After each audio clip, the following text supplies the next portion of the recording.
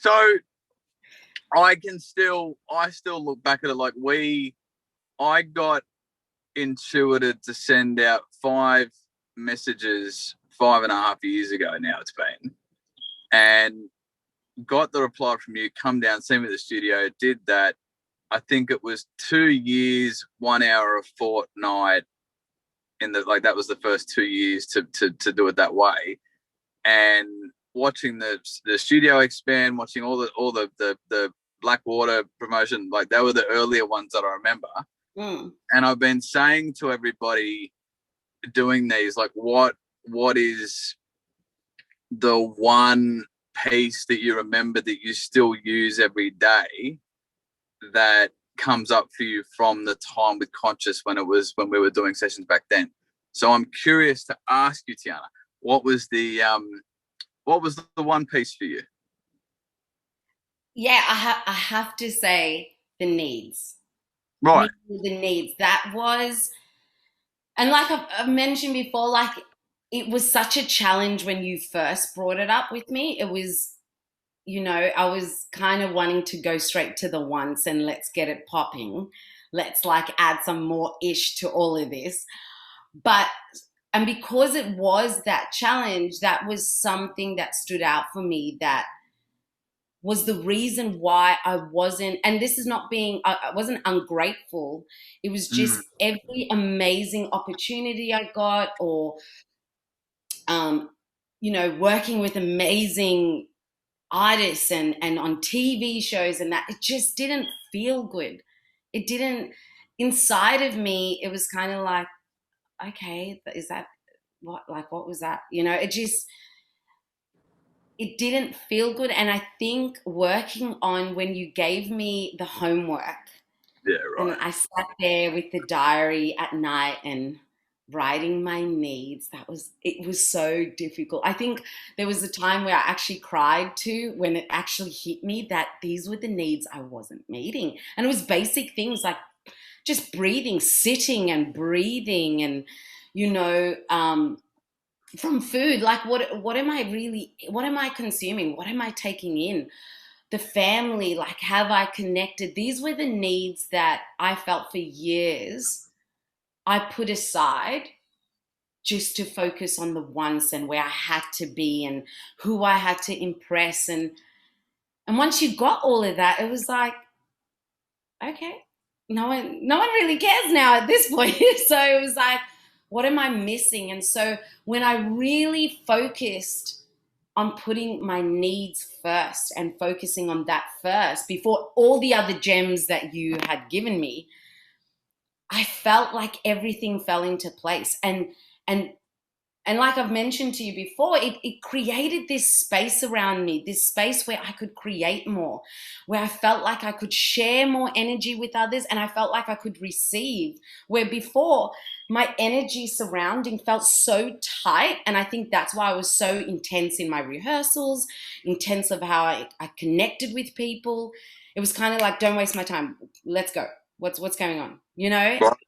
And that was never me. And so by taking on this one thing about focusing on the needs, it just, like I said, it created this space where I could see things from a different perspective. I could move around in this field where I was like, oh my gosh, this is what it looks like. Okay, this feels good. This feels Right. great.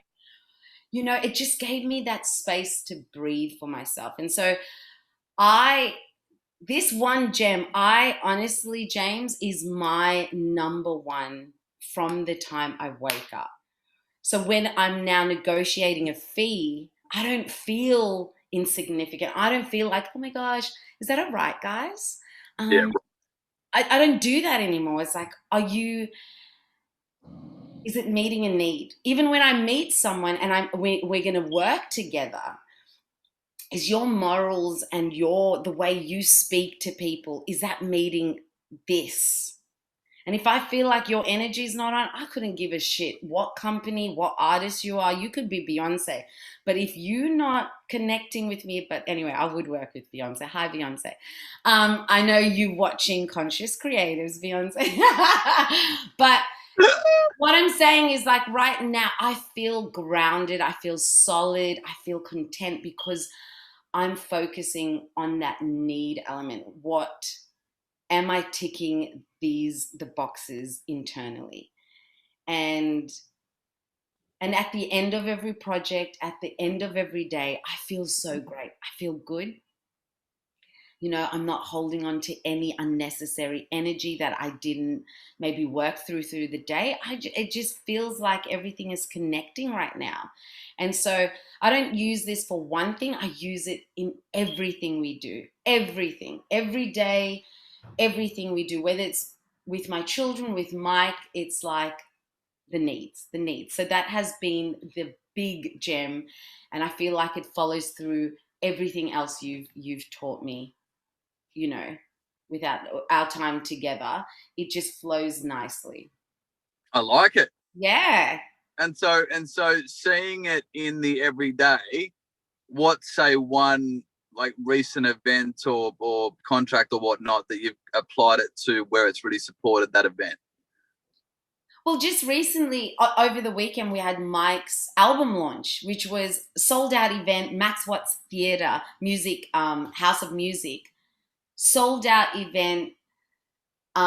We've been doing his video clips, and it's not, I know it's about him, but I'm the creative side of it as well. So that's my side of the business, is what's going on stage, what are we seeing visually, what's the band doing, like what's Mike doing, how's the show flowing. So, and Mike's taken this as well on. So as a couple and as separate business entities, we've both taken on meeting the needs. And so working on this, we both said, yeah, we could be freaking out and gosh, we've got promos to send out, videos, working on editing.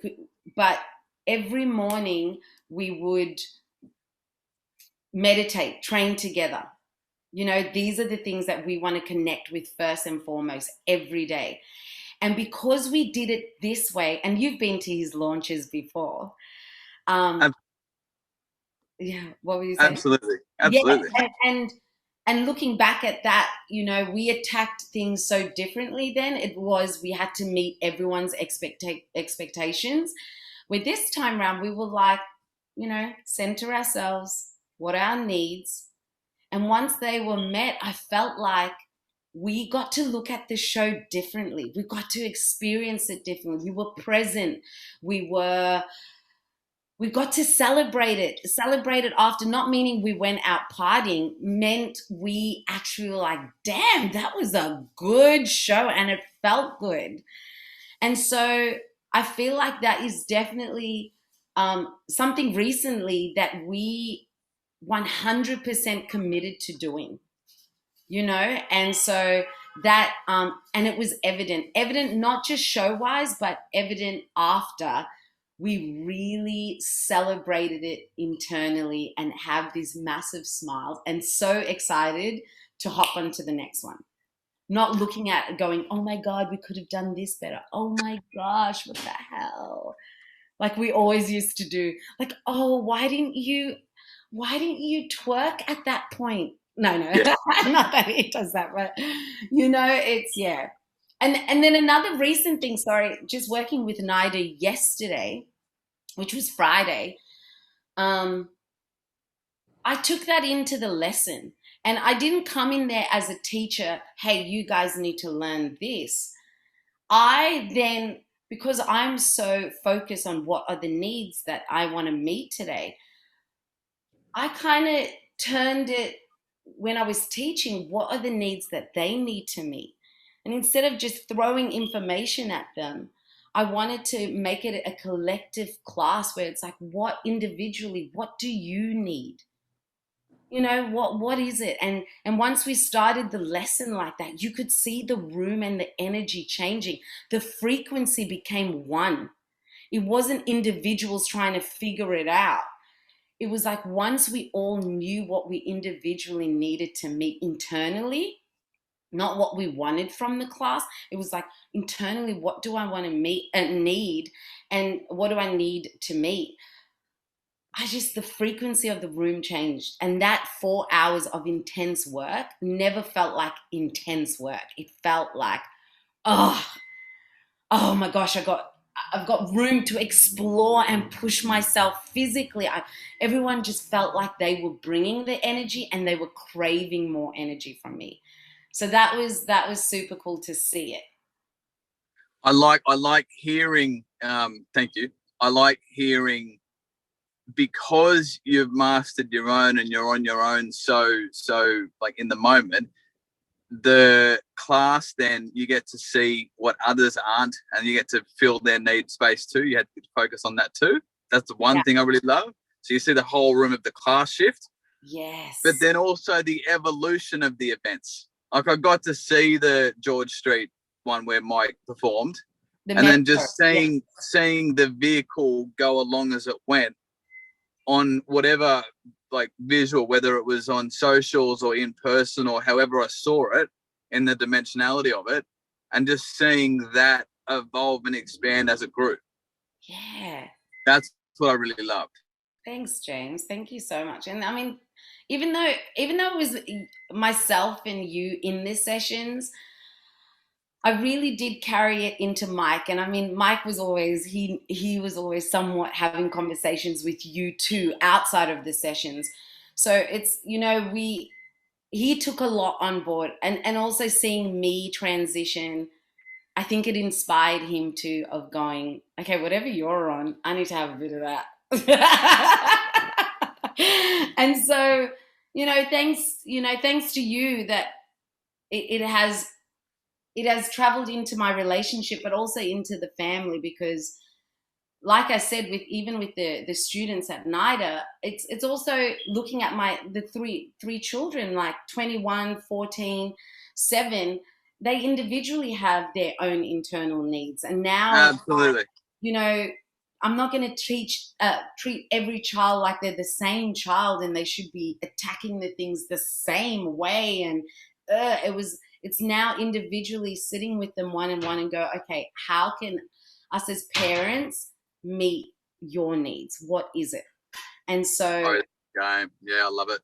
and this house has just become, it's still a work in progress, but I mean, it's just a house of, like, everyone feels a lot more freer to express, regardless of what age they are. Everyone just feels like, again, have their that room, that field of good space and energy to express and share. And that's what I'm loving.